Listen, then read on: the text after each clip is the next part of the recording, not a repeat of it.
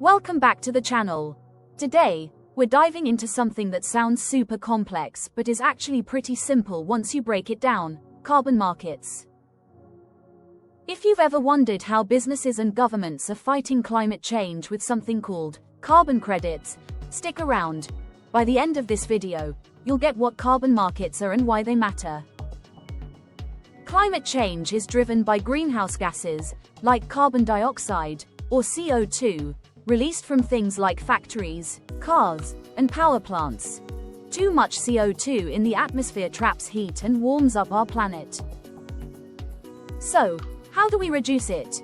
Enter carbon markets. Imagine a marketplace, but instead of buying apples or clothes, people are trading carbon credits. A carbon credit is like a permission slip that allows a company to emit 1 ton of CO2. If a company pollutes less than its allowed amount, it can sell its extra credits to another company that's polluting more. It's like trading baseball cards, but for saving the planet. Say company A runs a factory but uses clean energy and only emits 50 tons of CO2 when it's allowed to emit 100 tons of CO2. That means they have 50 extra carbon credits. Meanwhile, company B, another factory, emits 120 tons but is only allowed 100. They're over their limit. So, company B buys those 50 extra credits from company A to stay within the rules. This trade does two cool things. Company A gets paid for being eco-friendly, and company B gets to keep operating while working on reducing emissions. The total amount of CO2 stays within a set limit, which is great for the planet. Now, you might be wondering, who sets these limits? Governments or organizations create something called a cap and trade system. They set a cap, or a maximum amount of CO2 that can be emitted in total, and then hand out or sell carbon credits to companies. The cap gets lower over time, pushing everyone to pollute less.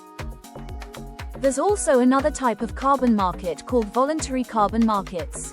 Here, companies or even individuals buy carbon credits to offset their emissions, like planting trees or supporting renewable energy projects.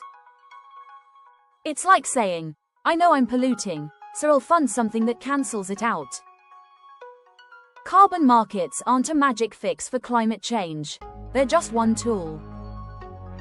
Some critics say they let big polluters keep polluting by buying credits instead of changing their ways. But when done right, carbon markets encourage innovation, reward green companies, and help reduce emissions globally.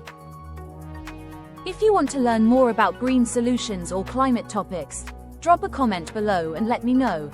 Don't forget to like, subscribe, and hit that notification bell for more videos like this. Thanks for watching, stay curious, and let's keep working for a greener planet.